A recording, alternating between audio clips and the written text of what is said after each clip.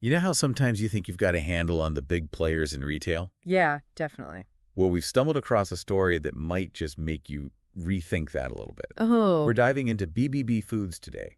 That's ticker symbol TBBB on the New York Stock Exchange. okay, BBB Foods. They might be a new name to you, maybe to many of our listeners, but this is a fast-growing discount supermarket chain down in Mexico. Right, south of the border. And they're causing quite a stir, apparently. Exactly. We've been looking at this really interesting article from the Motley Fool, Ah, the Fool. Okay. and it asks a pretty provocative question, gets you thinking. Could this company be the next Costco? Wow, okay. That's a big comparison. The next Costco. It is. So think of this deep dive as your shortcut to getting up to speed on BBB Foods. We're using that Motley Fool piece as our guide. Right, sort of unpacking the buzz around them. Yeah, our mission is to look at their business model, check out this impressive growth they're seeing, and just get a real sense of their potential. Where could they be heading? And they're not small, right? The article mentioned they already had, what, almost 2,800 locations at the start of the year? That's right, 2,772 locations under the name Tiendas 3B. Tiendas 3B. Okay, and that name, Tiendas 3B, it's so direct, isn't it? What does it stand for? It translates to bueno, bonito, and barato. Ah, good, pretty, and cheap. Exactly.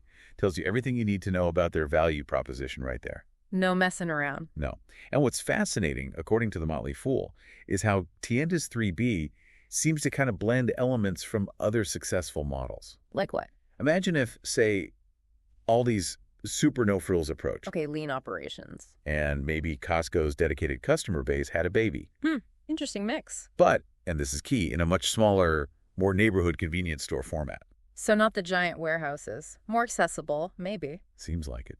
Okay, so let's talk about this rapid growth the article mentions. What's really driving that engine? Well, the first thing that jumps out, and the Motley Fool really highlights this, is just the sheer speed of their expansion. They're calling BBB Foods the fastest growing player in this discount supermarket space. Not just Mexico, but all of North America. Wow. Fastest in North America. That's what the article claims. We're talking a 30% jump in revenue just last year. 30%? Yeah, bringing their total to nearly $2.8 billion. That's serious money. It is. And what's maybe even more notable is that it seems to be accelerating. The latest quarter, revenue jumped 33%. So it's speeding up, not slowing down. That's quite something. It really is. So it's not just that the stores they already have are doing better, they're also just opening tons of new ones. Precisely. That suggests there's real market demand they're tapping into. Makes sense. The article points out they added, get this, 484 net new stores in the past year. 484. Wow. Yeah, a huge leap in their footprint, their reach for customers. Okay. And crucially, it's not just about new stores, the existing ones. They're performing exceptionally well, too. Right, the same store sales metric. Exactly. That grew by a really strong 13.3% last year. 13% on existing stores is very healthy. Very. And what's even more telling, maybe, is that this came after an even bigger surge the year before that, 17.6%. 17.6. Goodness. Yeah. So it paints this picture of, strong and apparently growing customer loyalty. People are coming back and spending more. Okay, that's the top line, the growth. Very impressive. But growth needs to be sustainable, right? What about the bottom line? Profitability. Good question. And that's another key point the Motley Fool makes. BBB Foods actually hit profitability in the last year. Ah, okay. So they're in the black now. They are. And they had positive operating free cash flow, the cash from their actual day-to-day business the year before that. So the underlying operations were generating cash even before they reported net profit. Seems so. Yeah. Now, interestingly, the article mentions they currently have negative working capital. Meaning short-term debts are higher than short-term assets? Exactly. Which, isn't uncommon when a company is expanding like crazy. Lots of investment in new stores, inventory. Right, pouring money back into growth. But the article also notes that this deficit, this negative working capital, has been shrinking substantially. Okay, so they're managing it. Getting a better handle on their short-term finances, even while growing fast. That seems to be the picture, yeah. Managing growth effectively. Okay, so the growth story is definitely compelling. But let's pivot a bit. How do they actually make money? The article draws some really interesting comparisons with the big guys, like Costco. Yeah, and this is where you see the details of their strategy, the supermarket business generally. known for really thin profit margins. Razor thin, usually. Exactly. The article uses Costco as that classic example. Their net margin, the profit after all the expenses. It hasn't consistently broken 3% even after, 3 decades as a public company. And a big chunk of Costco's profit comes from membership fees. Right. That's a huge factor. Those fees make up about 2% of their revenue, which flows almost directly to the bottom line. It's critical for their model. Right. And Tiendas 3B, they don't have a membership fee, do they? No, they don't. So that makes you wonder, how do their profit margins stack up? Yeah, what does the article say? According to The Full, BBB Foods had a net margin of just 0.6% last year. 0.6%. Okay, that's definitely lower than Costco's historical average. It is. But the crucial context here is that they just became profitable. Right, it's early days for profitability. Exactly. And as they keep expanding, getting bigger, achieving, economies of scale. Better buying power, more efficient distribution. Precisely. There's a really significant opportunity for those margins to improve. The Fool suggests their bottom line could potentially grow even faster than their already impressive revenue growth. Okay, that makes sense. Scale helps margins in retail. Now, what about the actual products they sell? Yeah. Private labels seem key for discounters. Absolutely key. And the article really drills down on the difference here. For Costco, their own brands, Kirkland Signature. Yep, famous brand. It's just over a third of what they sell. Okay. Tiendas 3B, on the other hand, has seen its private label share grow significantly. It went from about 46.5% up to 53.6%. Over half their sales are their own brands now. Yeah. And just for more context, think about Aldi. Right, the king of private label. Pretty much. Their private label penetration is roughly 80%. Wow. So BBB is moving strongly in that direction. What's the advantage there? Well, a higher percentage gives them much more control, right? Over product quality, over pricing. It also gives them stronger leverage when negotiating with the national brand suppliers. Ah, okay. If you don't need their brands as much. Exactly. And it can also build customer trust, specifically in their store brands, if they do it well. Makes sense. Okay, what about gross margins? Revenue minus the direct cost of the goods they sell. How does that compare? Right. So Costco's trailing gross margin is around 12.9%. Kroger, a more traditional supermarket chain. Like Safeway or Albertsons here. Yeah, they're sitting around 23.5%. Okay, quite a bit higher. Where does BBB fit? BBB Foods falls right in between at 16.3%. 16.3. Interesting. And what's really interesting, the article points out, is that BBB manages this without the bulk packaging that helps Costco keep per unit costs down. Right, no giant packs of everything. And without that membership fee revenue stream that Costco relies on. So they're offering competitive prices, hitting that Barato cheap part, but still keeping a decent gross margin better than Costco's. How? Yeah, how do they pull that off? The Motley Fool points to their remarkably low store-level operating expenses. Keeping the costs of running the actual stores down. Exactly. Right. Apparently those costs are less than 11% of their sales. Less than 11%. That's very lean. It is.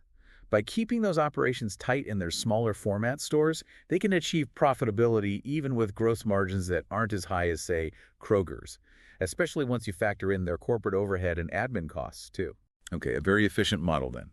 Let's shift gears slightly. Let's talk about their market presence, how investors are seeing them. The IPO sounds like it was a big deal. It really was quite noteworthy. The article highlights that BBB Foods was the first Mexican company to do a U.S. IPO in 6 years. First in 6 years, okay. Yeah, that launched early in 2024, and its performance since then, pretty positive. How so? It priced at $17.50 a share, and right now it's trading nearly 50% higher than that. Wow, a 50% jump post-IPO.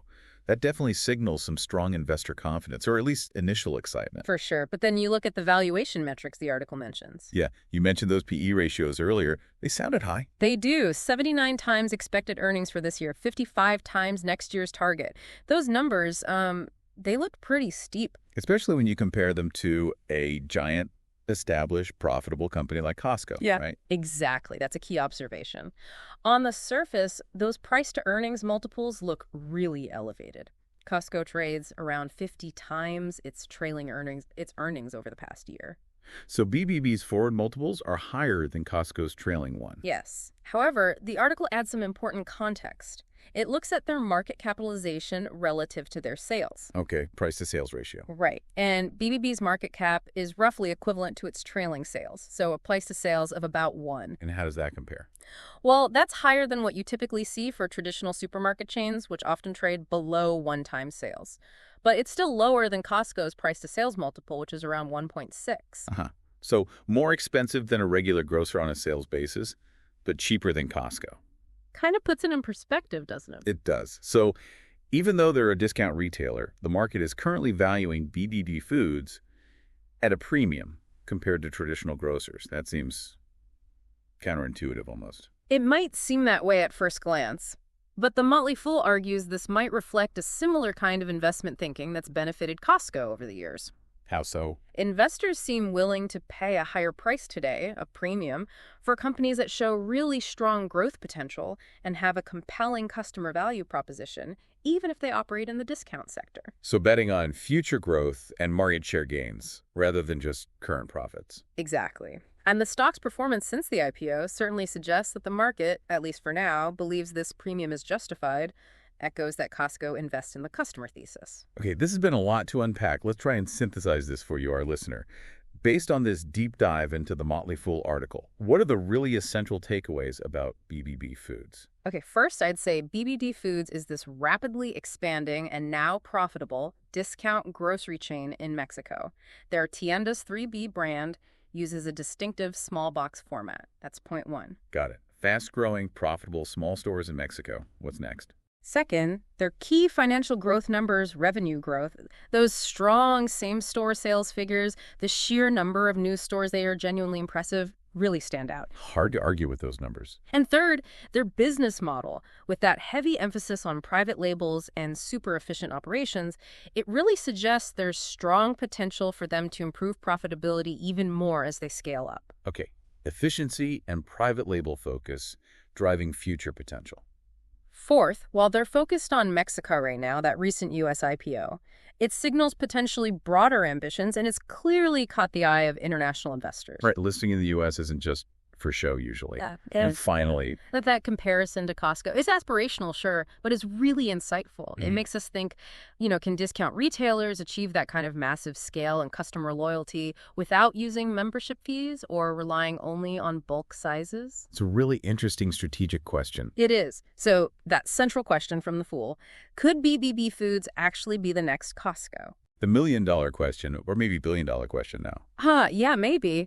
As the article implies, look, it's still early days in their story. Very early. Definitely. But their growth path so far, their unique approach, it definitely makes a compelling case for keeping a very close eye on them. They're one to watch.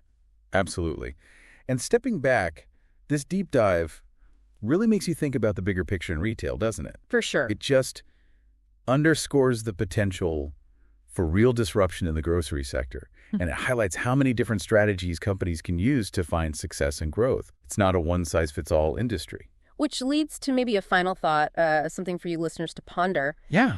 What other companies out there, maybe ones operating in what seem like niche markets or just specific countries right now, might be on a similar path, poised for that kind of breakout growth and wider recognition? That's a great question. Who's the next BBB Foods, potentially? Right. And maybe more fundamentally, what is it about the discount model that resonates so strongly with consumers in so many different places? Yeah, that bueno, bonito, barato appeal seems pretty universal. It does. And then what are the long-term implications for the big established players, the Krogers, the Walmarts, if companies like Tiendas 3B continue on this trajectory of rapid expansion and keep winning customers? Lots to think about there.